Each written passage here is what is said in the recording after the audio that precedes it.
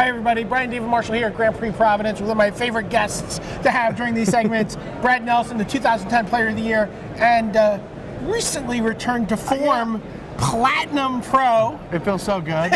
Yeah, I didn't even know when I got here what I was supposed to do. I was just like, I get a free sleeping special. Like, I don't know how to do that though. Should I just pay for it? I'm okay. Just paying for the sleeping special. It's okay. It's okay. Enjoy it. You've worked hard to get back here. You're also coming off of a finals appearance in the Standard Super League. No, Raptor knocked me out of that. Yeah. I didn't get in the top three. I was playing for the finals. For the finals. That's I was playing for second place, and someone's going to win it. But right. But so you're playing a lot of Standard. Yeah. And you're always playing a lot of Standard. What were you thinking about coming into this tournament? I mean, the result is not crucial for you right now, right? Like, you're platinum, you've got all your Grand Prix results locked in. Your top 8 will get you some points, but what's your mentality? Do you get to free roll? Do you get to play a crazy deck?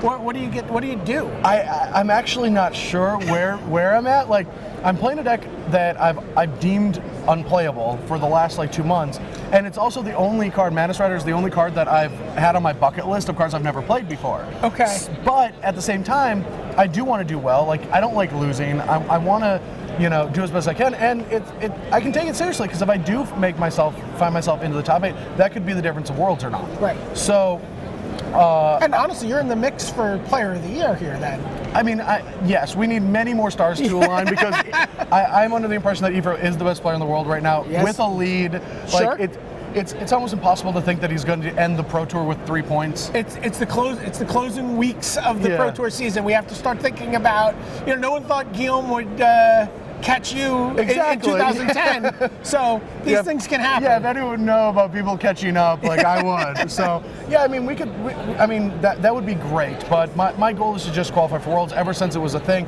I've just been striving for it. I've been wanting it so bad, grinding year and year after silver. So finally, in contention, I'm really happy about Platinum it. and silver look very similar when you look at them. They do. Yeah. From a distance, they seem great. All right. So Mantis Rider. How do you arrive at the deck? The deck we're calling Dragon Lord Jeskai. Yeah, so after GP Charlotte, Patrick Dickman came back to Roanoke with me, stayed at my place, and was really high on this deck. Now, I've hated this deck forever, mostly because I just think in the last 3 or 4 months, ever since Fate Reforged and Dragons of Tarkir came out, that it kind of invalidated the strategy. The strategy is just weaker than everything else that's going on.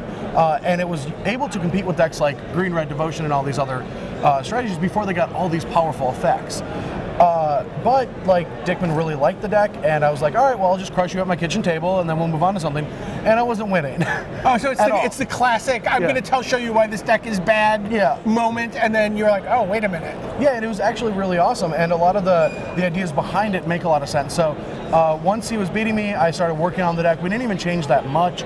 Most of the things that we were trying, we ended up ignoring at the end of the day, and I actually think this deck is very well positioned for the tournament. Has a lot of powerful strategies and a lot of new things that the deck never tried before, which make it good. So talk to me a little bit about Soulfire Grandmaster. You said this is really kind of the heart of the deck for you. The soul. It's the soul of the deck, yes. Sure, yes. And that in Ojutai's Command is this strategy where you don't mind the games going really long. Now, usually Jeskai is get them dead, kill them with Mana Striders, Goblin Rabble Masters, maybe use a Dig Through Time to get some burn spells at the end of the game.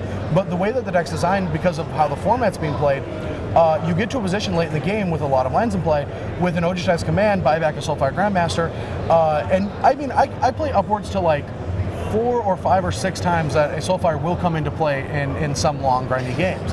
And eventually, when one of those stick, you just rebuy Stoke the Flames or Valor Stances or Lightning Strikes to just win the game in the long game. Right. When we first started talking about the deck, I asked you, I was like, I've played a lot with Soulfire Grandmaster, and it's rare that you get to do that buyback ability. You're trading, it's coming down early, you're doing stuff, and it's sort of the threat of it. People kill it, but you said no. That's how this deck wins. Yeah. Well, the format right now is pushed more towards creatures. Like even the Abzad decks are playing more creatures. We see Den Protectors, we see Death Mist Raptors.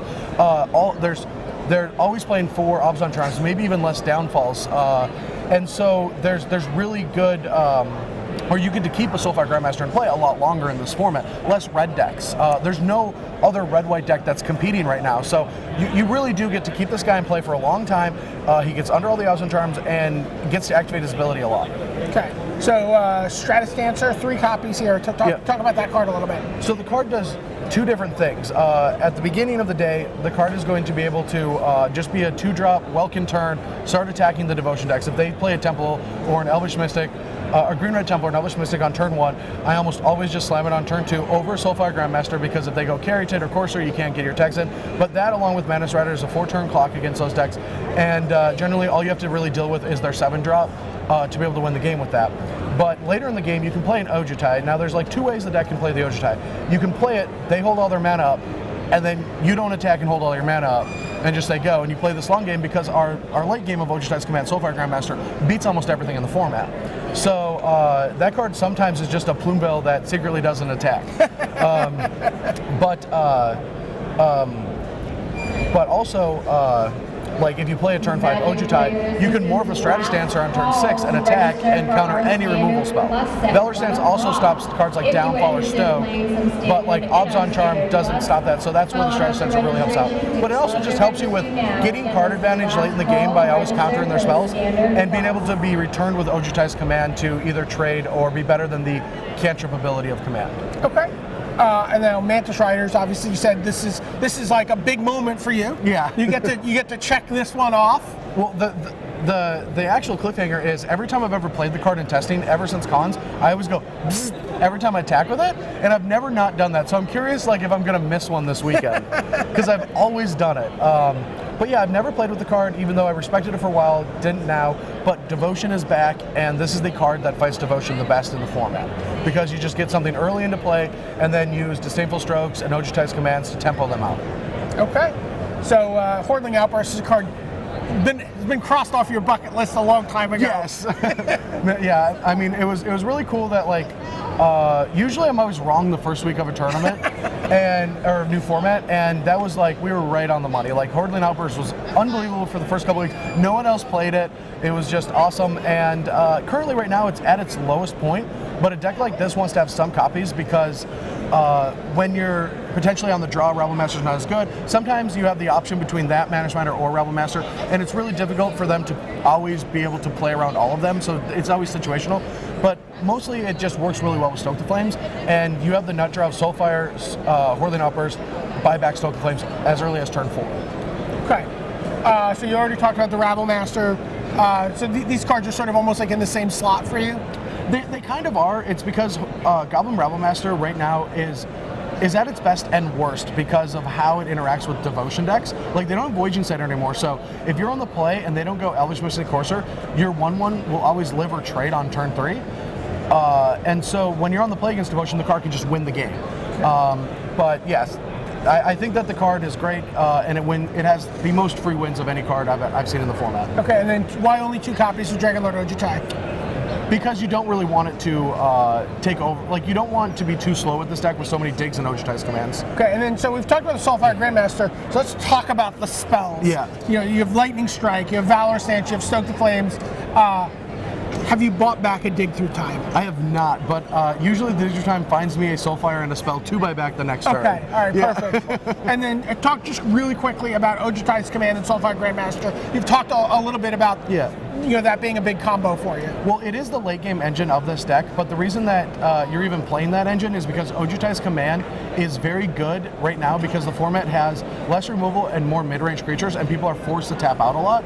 So you can get like a guy in play like a Stratus Dancer or a Soulfire, and then hold 4 mana up, and you have a better board position than them, and they almost always have to play into the card. And if they don't even play anything for the turn, you have the option to hold it up or just cantrip, draw a card. Okay, so gain draw. So 4 Mystic Monastery, 4 Flooded Strand, 3 Shivan Reef, 3 Battlefield Forge, 3 Temple, 3 Temple, and then 6 of the 2 each of the basic lands. Anything special going on in your land, in your building this mana base? When Yuya played this deck, he played this mana base. And then we added that because we wanted 26 lands.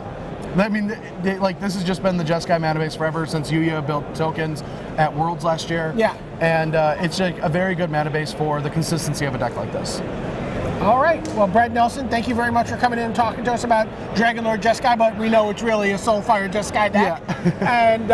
And good luck in your pursuit of the Player of the Year race, the World Championships, and have fun watching the Standard Super League next week. I will.